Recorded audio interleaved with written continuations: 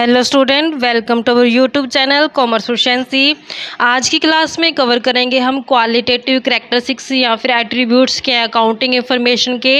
इसे last class में हमने कवर की थी कि क्या लिमिटेशंस है, अकाउंटिंग की कमियां क्या हैं, और हमने हर एक टॉपिक को बिल्कुल डिटेल से कवर कर लिया। अगर अभी तक आपने लास्ट क्लासेस नहीं कवर की, देखिए ताकि आपकी स्टडी में कंसिस्टेंसी बनी रहे। अगर अभी तक आपने मेरे यूट्यूब चैनल कॉमर्स प्रोफिशिएंसी को सब्सक्राइब नहीं किया, सब्सक्राइब कीजिए और बेल आइकन ज़रूर प्रेस कीजिए ताकि जब भी मैं न्यू वीडियोज़ अपलोड करूं सबसे पहले नोटिफिकेशन के पास जाए, आप वीडियोज़ को सबसे पहले देखें और आपकी स्टडी बूस्ट अप हो।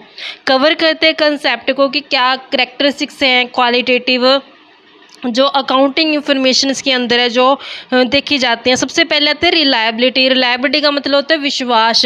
तो जब विश्वास कब किया जा सकता है अकाउंटिंग के रिजल्ट्स के ऊपर, जब जितने ट्रांजेक्शन्स अकाउंटिंग के अंदर रिकॉर्ड की होंगी, अगर हर एक ट्रांजेक्शन्स के एविडेंस के तौर पे, उसके सबूत के तौर पे अगर डाटा रिकॉर्ड किया होगा, रखा होगा, तो हम इस पे डाटा पे विश्वास कर सकते हैं कि जितनी भी ट्रांजेक्शन्स अकाउंटिंग के अंदर रिकॉर्ड की गई हैं वो वेरीफाई अगर हो जाती हैं, जितने भी रिकॉर्ड्स मेंटेन किए गए हैं, तो हम कहेंगे कि डाटा रिलायबल है। अकाउंटिंग से जो रिजल्ट्स मिले हैं हमें वो रिलायबल है, विश्वास योग्य हैं, जिसके ऊपर विश्वास किया जा सकता है। तो यहाँ पे जो अकाउंटिंग इंफॉर्मेशन है वो रिलायबल होनी चाहिए। रिलायबल का मतलब क्या है कि जितनी भी इंफॉर्मेशन है वो फैक्चुअल और वेरीफाइबल होनी चाहिए। वेरीफाई कर सके हम, जितने भी डाटा दिखाए गए अकाउंटिंग के अंदर सबूतों के साथ हम उसको वेरीफाई कर सकें। जो अकाउंटिंग इंफॉर्मेशन है उसको वेरीफाई हम तब कर सकते हैं जब अकाउंटिंग जो इंफॉर्मेशन दी गई है उसके साथ साथ उसके जो डॉक्यूमेंट्स हैं वो रखे गए हैं। जैसे कैश मेमो मेंटेन करके रखना, परचेज इनवॉइस, कैश मेमो से पता चलता है कितना कैश आया है, कितना कैश गया है। परचेज इनवॉइस कितना परचेज किया गया है, सेल इनवॉइस कितनी सेल की गई है। कॉरेस्पॉन्डेंस एग्रीमेंट्स जितने भी होते हैं, जितने एग्रीमेंट्स किए गए हैं सभी मेंटेन किए होंगे। प्रॉपर्टी डीड जो होती है और उसके सिमिलर जो भी डॉक्यूमेंट्स होते हैं, अगर सारे डॉक्यूमेंट्स प्रिपेयर करके रखे गए हैं, मेंटेन करके रखे गए हैं, तो यहाँ पे जो वेरीफाई है जो किया जा सकता है कि जो ट्रुथफुलनेस है या नहीं है जो ट्रांजेक्शन्स रिकॉर्ड की गई हैं। तो यहाँ पे जितनी भी ट्रांजेक्शन्स रिकॉर्ड की गई हैं उनके सबूत अगर रखे गए हैं तो यहाँ पे डाटा को वेरीफाई किया जा सकता है। उसकी ट्रू पोजीशन है जो बिजनेस की वो पता चल जाते हैं कि एक्चुअल में पोजीशन है क्या। लेकिन अगर जो सोर्स डॉक्यूमेंट होते हैं वो अवेलेबल नहीं है तो यहाँ पे हम कैसे विश्वास कर लें कि जो प्रॉफिट एंड लॉस अकाउंट से हमें प्रॉफिट या लॉस का पता लगा है या बैलेंस शीट से जो हमें फाइनेंशियल पोजीशन पता चली है वो सही है या नहीं है। तो यहाँ पे जब एविडेंस के तौर पे हर एक ट्रांजेक्शन्स को वेरीफाई करने के लिए जब उसके सबूत रखे होंगे तो हम उसको वेरीफाई करके जो डाटा का जो रिजल्ट्स हैं उसके ऊपर विश्वास कर सकते हैं कि जो भी हमें अकाउंटिंग से इंफॉर्मेशन मिली है वो विश्वास योग्य है अगर वेरीफाई हो जाती है। तो नेक्स्ट होते हैं कि कुछ अकाउंटिंग रिकॉर्ड्स होते हैं, ऐसे होते हैं जो मतलब कि रिलायबल होते भी और नहीं भी होते हैं। कुछ ऐसे रिकॉर्ड्स होते हैं जो रिलायबल हो भी सकते हैं जबकि दूसरे रिकॉर्ड्स रिलायबल नहीं भी होते हैं। जैसे एग्जांपल के लिए फिक्स्ड असेट्स को अगर एक्चुअल कॉस्ट के ऊपर रिकॉर्ड किया गया है ये रिलायबल है since the same can be independent verify from property deed. तो यहाँ पे जब भी असेट्स खरीदी जाती है तो असेट्स खरीदते समय उसकी प्रॉपर्टी डीड है जो रखी जाती है, क्योंकि सबूत तौर पर उसको रखना पड़ता है कि ये असेट्स की जो ऑनरशिप ली गई है। तो अगर प्रॉपर्टी डीड मेंटेन की गई है तो फिक्स्ड असेट्स को वेरीफाई किया जा सकेगा, जिससे विश्वास किया जा सकता है कि ये फिक्स्ड असेट्स जो बिजनेस की है। But it is not true for some other transactions. लेकिन कुछ ट्रांजेक्शन्स ऐसी होती है जहाँ पे ये पॉसिबल नहीं होता, क्योंकि जो अकाउंटिंग होती है एग्जैक्ट साइंस नहीं होती। जैसे एग्जाम्पल के तौर पर अगर हम लेके चलें, जो डेप्रिसिएशन होता है चार्ज किया जाता है फिक्स्ड असेट्स के ऊपर, can not be independent verify. तो हम इसको इंडिपेंडेंट तरीके से वेरीफाई नहीं कर सकते हैं, क्योंकि ये एस्टिमेट बेस पे होता है कि हम एग्जैक्ट जो लाइफ होती है मशीन की वो प्रेडिक्ट नहीं कर पाते कि एग्जैक्ट 10 ईयर चलेगी, एग्जैक्ट 20 ईयर चलेगी। तो यहाँ पे जो लाइफ होती है मशीन की वो एस्टिमेट की जाती है। तो उसी बेस पे जो डेप्रिसिएशन चार्ज किया जाता है, तो अब यहाँ पे डेप्रिसिएशन जब चार्ज किया जाता है तो हम उसको इंडिपेंडेंट तरीके से जो वेरीफाई नहीं कर सकते, क्योंकि ये पर्सनल जजमेंट के ऊपर बेस्ड होता है। क्योंकि कुछ लोग स्ट्रेट लाइन मेथड का इस्तेमाल करते हैं, यानी हर साल डेप्रिसिएशन सेम रेट से चार्ज करते हैं। कुछ लोग रिटर्न डाउन वैल्यू मेथड से डेप्रिसिएशन चार्ज करते हैं, यानी कि जो डेप्रिसिएशन घटाने के बाद जो वैल्यू आती है फिक्स्ड एसेट्स की उसके ऊपर डेप्रिसिएशन चार्ज करते हैं। कुछ लोग 10% डेप्रिसिएशन रेट रखते थे, कुछ 20% रखते। तो यहाँ पे पर्सनल जजमेंट है जो इम्पैक्ट डालती है डेप्रिसिएशन के ऊपर। पर्सनल जजमेंट जो होती है ये रिक्वायर यानी कि ज़रूरत पड़ती है वैल्यू ऑफ स्टॉक के अंदर भी। जब स्टॉक का वैल्यूएशन किया जाता है और डाउटफुल डेट के ऊपर प्रोविजंस क्रिएट किया जाता है तब भी पर्सनल जजमेंट है जो यूज़ की जाती है, क्योंकि वैल्यूएशन स्टॉक के टाइम पे भी जो स्टॉक का वैल्यूएशन किया जाता है यहाँ पे भी इंसान अपनी पर्सनल जजमेंट का इस्तेमाल करते हैं। डाउटफुल डेट का प्रोविज़न का मतलब ये होता है कि अगर हमारे पास कंपनी ने मान लो कि 100 लोगों को उधार पे माल बेचा, तो ज़रूरी नहीं होता कि 100 के 100 जो बंदे होते हैं वो ईमानदार हों। उसमें से कुछ ऐसे पर्सन होते हैं जो जिसमें कंपनी को डाउट रहता है कि ये पैसा नहीं देंगे, तो उसके लिए डाउटफुल डेट क्रिएट किया जाता है, उसका प्रोविज़न बना दिया जाता है। तो यहाँ पर जो एक पर्सनल जजमेंट इम्पैक्ट डालती है कि कुछ रहता है कि 5% प्रोविज़न बनाया जाता है डाउटफुल डेट के ऊपर, कुछ लोग 10% बनाते हैं। तो ये अपनी पर्सनल जजमेंट के बेस पे जो क्रिएट किए जाते हैं। तो यहाँ पे इनको वेरीफाई करने के लिए कोई भी सबूत नहीं रखा जाता, क्योंकि ये पर्सनल जजमेंट के ऊपर बेस्ड होती है। In order to ensure reliability in such transaction the personal judgment must be free from biasness. तो अगर चाहते हैं कंपनी की यहाँ पे जो पर्सनल जजमेंट है जो बायसनेस से अगर फ्री है तभी ये जो रिलायबल हो सकते हैं, इसके जो रिजल्ट्स मिलेंगे, क्योंकि पर्सनल जजमेंट करके ही यहाँ पे डेप्रिसिएशन और वैल्यूएशन ऑफ स्टॉक और provision for doubtful debt create किया जाता है। तो यहाँ पे ज़रूरी है कि डाटा रिलायबल हो, इसके लिए पर्सनल जजमेंट का जो फ्री फ्रॉम बायसनेस यानी कि पक्षपात से नहीं करके जो इस्तेमाल करना चाहिए पर्सनल जजमेंट को, जिससे डाटा रिलायबल हो जाए, विश्वास के योग्य हो जाए। तो इस तरीके से रिलायबिलिटी है जो हमारे पास से पहली कैरेक्टरिस्टिक्स आती है जो क्वालिटेटिव में आती है। आई होप क्लियर हो गई होगी। नेक्स्ट आती है रिलेवेंस। रिलेवेंस का मतलब होता है कि जो हमारे ऑब्जेक्ट को यानी कि जो कंपनी के ऑब्जेक्ट को अचीव करने के लिए जो ट्रांजेक्शन्स होती हैं, रिलेवेंट ट्रांजेक्शन्स होती हैं, वो सिर्फ वही ट्रांजेक्शन्स रिकॉर्ड की जाते हैं। जो अननेसेसरी ट्रांजेक्शन्स होती हैं उनको अवॉइड कर दिया जाता है, यानी कि जो ट्रांजेक्शन्स काम की नहीं है उनको अवॉइड कर दिया जाता है। सिर्फ रिलेवेंट इन्फॉर्मेशन का जो रिकॉर्ड किया जाता है, रिलेवेंट इन्फॉर्मेशन का जो रखा जाता है, अदर इन्फॉर्मेशन का जो छोड़ दिया जाता है। एक्सप्लेनेशन कवर करते हैं। कहते हैं अकाउंटिंग इन्फॉर्मेशन में जो हम फाइनेंशियल स्टेटमेंट प्रिपेयर करते हैं तो उसके जो भी ऑब्जेक्ट से रिलेटेड ट्रांजेक्शन्स होते हैं सिर्फ वही रिकॉर्ड की जाती है। जो अननेसेसरी और जो इररिलेवेंट इन्फॉर्मेशंस होती हैं उनको फाइनेंशियल स्टेटमेंट के अंदर है जो शामिल नहीं किया जा सकता। टू बी रिलेवेंट, यहाँ पे रिलेवेंट जो इन्फॉर्मेशन होती है capable of making difference in decision, तो यहाँ पे डिसीजन के डिफरेंस के अंदर है जो योग्य रहती हैं। That is it must help the management, तो यहाँ पे मैनेजमेंट की जो हेल्प होती है, इन्वेस्टर्स की, क्रेडिटर्स की, जो अदर यूजर्स होते हैं अकाउंटिंग इन्फॉर्मेशन के, तो यहाँ पे वो डिसीजन ले पाते हैं। क्योंकि यहाँ पे जो ज़रूरत होती है इन्वेस्टर की, क्रेडिटर्स की और जो अदर यूजर्स होते हैं उनकी जो आवश्यकता होती है अकाउंटिंग इन्फॉर्मेशन की वो सेम नहीं होती। इन्वेस्टर को अलग टाइप की इन्फॉर्मेशन चाहिए होती है, क्रेडिटर्स को अलग टाइप की इन्फॉर्मेशन चाहिए होती है, मैनेजमेंट के लिए अलग टाइप की इन्फॉर्मेशन चाहिए होती है। तो यहाँ पे हर एक जो इंटरेस्टेड पार्टीज़ होती है उनको जिस इंफॉर्मेशन की ज़रूरत होती है वही इंफॉर्मेशन वो उठाते हैं और अपनी इंफॉर्मेशन कैट करके आगे डिसीजन मेकिंग कर पाते हैं। जैसे एग्जांपल के लिए जो information regarding the rate of dividend paid by the company, तो यहाँ पे जो इंफॉर्मेशन ली गई है कि किस रेट से डिविडेंड पे किया था कंपनी द्वारा प्रीवियस ईयर के दौरान, ये रिलेवेंट इंफॉर्मेशन रहते हैं इन्वेस्टर्स के लिए। क्योंकि इन्वेस्टर्स को क्या चाहिए होता है, डिविडेंड से मतलब होता है कि कितना डिविडेंड पे किया जाएगा, तो वो किससे पता लगा पाएंगे प्रीवियस ईयर में कितना डिविडेंड पे किया कंपनी द्वारा, तो वो उस इंफॉर्मेशन का इस्तेमाल करेंगे since it provide a basis for forecasting future dividend, ताकि वो फ्यूचर में कितना डिविडेंड मिल पाएगा इस बात का अनुमान लगा पाए इन्वेस्टर्स। इसी तरीके से जब रिपोर्टिंग की जाती है डेटर्स की, बैलेंस शीट के अंदर डेटर्स वो पर्सन होते हैं जिनको कंपनी ने उधार पे बेचा होता है, यानी कि जब क्रेडिट सेल की जाती है तो डेटर्स क्रिएट हो जाते हैं। तो जब बात की जाए रिपोर्टिंग करने की डेटर्स की बैलेंस शीट के अंदर जब इसको दिखाया जाता है, it is a total amount of debtor which is relevant and not the number of debtor. तो यहाँ पे देखा क्या जाता है कि कितना टोटल अमाउंट है डेटर्स का, यानी कितना पैसा बनता है वो कंसीडर किया जाता है, रिलेवेंट इन्फॉर्मेशन होती है, ना कि कितने नंबर ऑफ डेटर्स है ये इन्फॉर्मेशन जरूरी होती है। क्योंकि यहाँ पे सिर्फ हमें अमाउंट देखनी है, नंबर ऑफ डेटर्स है जो नहीं कंसीडर करने। कहते हैं जो अकाउंटेंट होता है यूजुअली फेस करता है with the problem of choosing the relevant data from the mass of data because the need of different users may be different.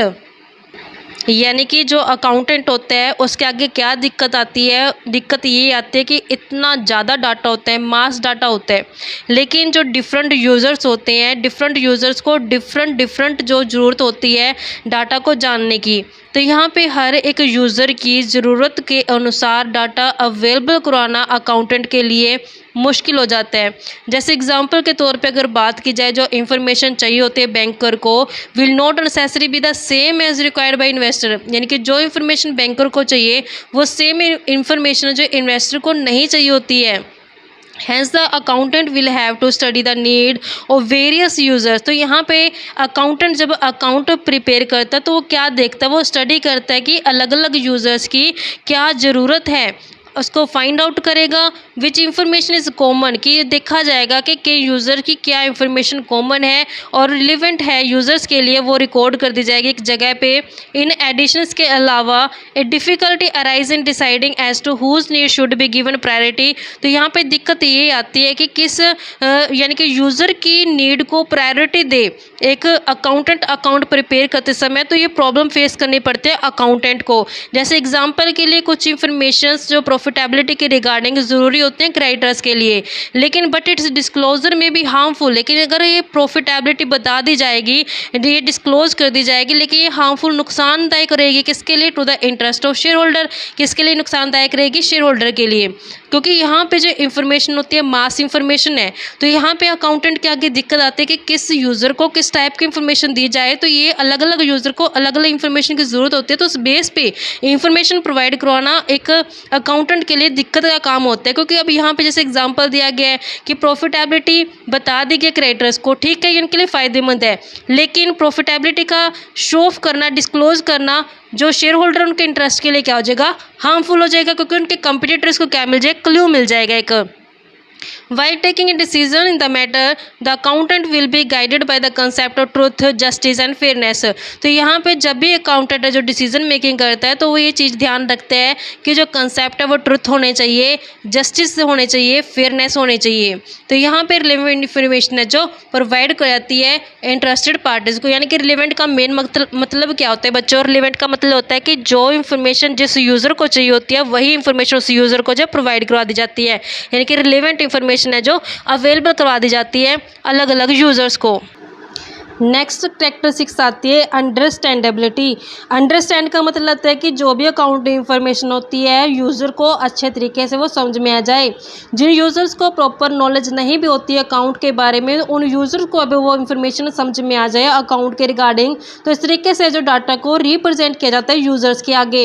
Account information should be presented in such a simple and logical manner. तो जो accounting information होती है इस तरीके से present की जाती है जो बिल्कुल सिंपल तरीका होता है, लॉजिकल तरीका होता है, that they are understood easily by their users such as. तो यहाँ पे ताकि जो यूजर्स हैं आसानी से उन इंफॉर्मेशन को समझ पाएँ। जैसे यूजर्स के अंदर इन्वेस्टर्स को शामिल किया गया है, लेंडर्स आ जाते हैं, एम्प्लॉयज़ आ जाते हैं एटसेट्रा। इन्वेस्टर्स वो पर्सन होते हैं जिन्होंने कंपनी के अंदर पैसा लगाया होता है, लेंडर्स वो पार्टीज होते हैं जिनसे कंपनी द्वारा पैसा लिया होता है, एम्प्लॉयज़ वो पर्सन होते हैं जो कंपनी के अंदर काम कर रहे होते हैं। A person who does not have any knowledge of the accounting terminology should also be able to understand them. तो यहाँ पे जो पर्सन, जो पार्टी जो अकाउंटिंग के बारे में ज़्यादा नॉलेज नहीं भी रखती है, जिनको अकाउंटिंग टर्मिनोलॉजी की ज़्यादा नॉलेज नहीं है, वो पर्सन भी समझ पाए अकाउंटिंग को बिना किसी दिक्कत से।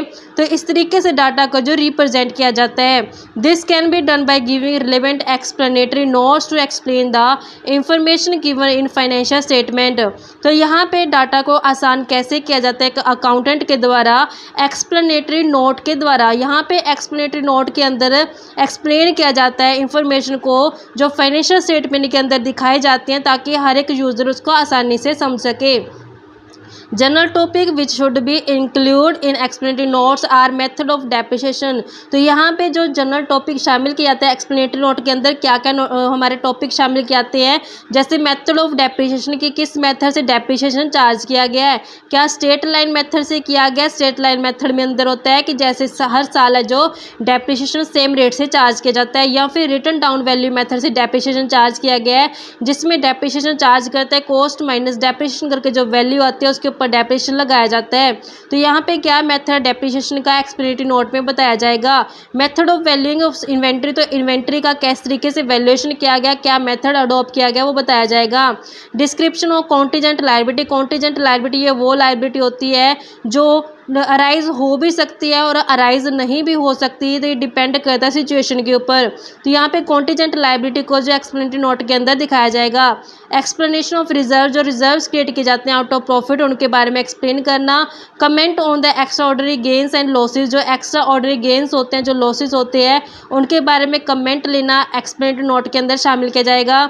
Disclosure of event occurrings after the balance sheet date etcetera, तो जो भी हमारे इवेंट हैपन हुए हैं डेट ऑफ बैलेंस शीट के बाद के, वो भी सारे एक्सप्लेनेटरी नोट के अंदर शामिल किए जाएंगे। These explanatory notes make the financial statement more useful and understandable, तो ये जो एक्सप्लेनेटरी नोट्स होते हैं, इससे जो फाइनेंशियल स्टेटमेंट होती है वो यूजफुल हो जाती है और अंडरस्टैंडेबल हो जाती है। नेक्स्ट आते हैं कंपेरेटिबिलिटी। कंपेरेटिबिलिटी में क्या होता है कि जो डाटा प्रिपेयर किया जाता है वो कंपेयर करने मतलब कि कंपेयर करने लायक होना चाहिए, यानी कि एक साल का डाटा दूसरे साल के साथ कंपेयर कर पाएँ। इस तरीके से डाटा को जो रिप्रेजेंट किया जाता है, या फिर हमारी जो एंटिटी है, बिजनेस है, उसके डाटा को हम कंपेयर कर पाएँ दूसरी सेम टाइप के बिजनेस के साथ, ताकि हमें अपने स्ट्रॉन्ग और वीक पॉइंट के बारे में इंफॉर्मेशन हो जाए। इस तरीके से डाटा को जो प्रिपेयर करना चाहिए। कंपेरेटिबिलिटी कहती है कि comparability is a very useful quality of the accounting information, तो कंपेयर करना एक बहुत ही अच्छी क्वालिटी मानी गई अकाउंटिंग इन्फॉर्मेशन के अंदर। जो फाइनेंशियल स्टेटमेंट होती है उसको इस तरीके से बनाया जाता है कि जिसमें हम प्रीवियस ईयर का डाटा भी दिखाया जाता है करंट ईयर के साथ साथ। तो यहाँ पे जो करंट ईयर का डाटा, प्रीवियस ईयर का डाटा, दोनों ही दिखाए जाएंगे जो फाइनेंशियल स्टेटमेंट प्रिपेयर की जाएगी, जिससे हम करंट परफॉर्मेंस को जो कंपेयर कर पाएंगे पास्ट परफॉर्मेंस के साथ। इसी तरीके से जो फाइनेंशियल स्टेटमेंट होती है वो प्रिपेयर करने चाहिए इस तरीके से जिससे प्रॉफिटेबिलिटी और जो फाइनेंशियल पोजीशन होती है कंसर्न की, वो कंपेयर कर पाए दूसरी कंसर्न जो सिमिलर टाइप की है, उसके साथ कंपेयर करके पता कर पाएँ कि क्या स्ट्रॉन्ग और क्या वीक पॉइंट है हमारे बिजनेस के, जिनके ऊपर काम किया जा सके। कंपेरेटिविटी जो जब तब पॉसिबल होती है जब अलग when different firms in the same industry of the same accounting principle, तो यहाँ पे कंपेयर करने के लिए क्या चाहिए कि जो प्रिंसिपल्स, अकाउंटिंग प्रिंसिपल्स अडोप्ट किए जाते हैं वो ईयर टू ईयर सेम होने चाहिए, यानी कि हर साल एक ही टाइप के अकाउंटिंग प्रिंसिपल का इस्तेमाल करना चाहिए, तभी कंपैरिजन सेम, अगर सेम अकाउंटिंग प्रिंसिपल का इस्तेमाल किया गया तभी कंपैरिजन पॉसिबल है। जैसे एग्जांपल के लिए अगर डिमिनिशिंग बैलेंस मेथड का इस्तेमाल किया गया डेप्रिसिएशन चार्ज करने के लिए, तो it should be change from year two year, तो यहाँ पे हर साल हम डेप्रिसिएशन के मेथड को चेंज नहीं कर सकते। अगर एक बार डिमिनिशिंग मेथड का इस्तेमाल किया गया तो हर साल जो डिमिनिशिंग मेथड का इस्तेमाल करना चाहिए डेप्रिसिएशन को चार्ज करने के लिए। इसी तरीके से जो मेथड ऑफ वैल्यूएशन का, स्टॉक को वैल्यूएशन करने के जो मेथड यूज़ किया गया है वही मेथड है जो हर साल सेम इस्तेमाल करना चाहिए। लेकिन जो कंसिस्टेंसी होती है इसका मतलब ये नहीं है कि कंपनी कभी भी चेंज नहीं कर पाएगी। कंपनी मेथड के अंदर चेंज कर सकती है अगर वो अपनी रिपोर्ट्स को बेटर तरीके से प्रिपेयर कर सकती है। तो अगर डाटा को बेटर तरीके से दिखा सकती है, रिपोर्ट को बेटर तरीके से प्रिपेयर कर सकते हैं, तब डाटा जो मेथड्स होते हैं उसको चेंज कर सकते हैं। अब यहाँ पे हमने ये पढ़ा, ऊपर तो हमने ये पढ़ा कि जो मेथड्स होते हैं, डेप्रिसिएशन का मेथड हो गया, वैल्यूएशन ऑफ स्टॉक का मेथड हो गया, कंपनी उसको चेंज नहीं कर पाती, ईयर टू ईयर उसको सेम ही रखना होता है। लेकिन ये बिल्कुल ऐसा बाउंडेशन नहीं है कि कंपनी कभी भी चेंज नहीं कर पाएगी। अगर कंपनी को लगता है कि और भी बेहतर तरीके से अकाउंटिंग इंफॉर्मेशन का जो यूज़र के आगे परोस सकती है, तो उस केस में जो अपने मेथड को चेंज कर पाएगी। लेकिन जो भी चेंजेस किया जाएगा उस चेंजेस के बारे में बताना पड़ेगा कि क्या चेंज किया गया है, अपने यूज़र्स को चेंजेस की इंफॉर्मेशन है जो देनी पड़ेगी। जब चेंज किया जाएगा मेथड तो वो डिज़ायरेबल पर्पस, यानी कि जो पर्पस होता है उसको पूरा करने के लायक होना चाहिए। बेटर तरीके से अगर प्रिपेयर कर पाएंगे, फाइनेंशियल पोजीशन को बेटर तरीके से दिखा पाएंगे, तब हम चेंज को अडॉप्ट कर सकते हैं। इस केस में जो नेचर जो होता है, जो इफेक्ट होता है चेंज का, उसको जस्टिफाई करना ज़रूरी होता है कि क्यों चेंज किया गया है और क्या चेंज किया गया, इसको फुट नोट के अंदर है जो दिखाया जाएगा, जिससे जो यूज़र होते हैं उनको पता चल जाए कि क्या इफेक्ट है जो देखने को मिला है। नेक्स्ट आते हैं फेथफुल प्रेजेंटेशन। फेथफुल प्रेजेंटेशन का मतलब क्या है कि जो प्रेजेंटेशन किया गया डाटा विश्वास योग्य होना चाहिए। फाइनेंशियल स्टेटमेंट है जो इसी मतलब कि ट्रू और फेयर पिक्चर को बताए। ट्रू और फेयर पिक्चर किस चीज़ की, प्रॉफिटेबिलिटी की, फाइनेंशियल पोजीशन की, कैश फ्लो की, कि क्या एग्जैक्ट प्रॉफिट है, क्या एग्जैक्ट फाइनेंशियल पोजीशन है, क्या एग्जैक्ट कैश फ्लो है, ये बिल्कुल ट्रू और फेयर होने चाहिए। Application of appropriate accounting standard normally result in financial statement portraying true and fair view of information about the enterprise. तो यहाँ पे जो अकाउंटिंग स्टैंडर्ड है वो बिल्कुल सही तरीके से अडॉप्ट करने चाहिए, जिससे जो रिजल्ट्स निकलते हैं फाइनेंशियल स्टेटमेंट के वो ट्रू और फेयर होने चाहिए। जो भी इंफॉर्मेशन मिली है एंटरप्राइज के रिगार्डिंग वो ट्रू और फेयर होनी चाहिए।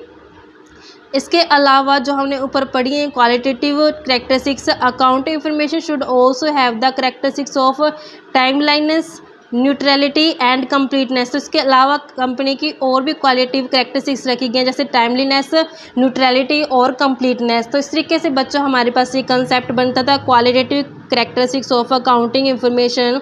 आई होप कि आपको क्लियर हो गया होगा। नेक्स्ट क्लास में कवर करें इसके रोल्स के अकाउंटिंग के।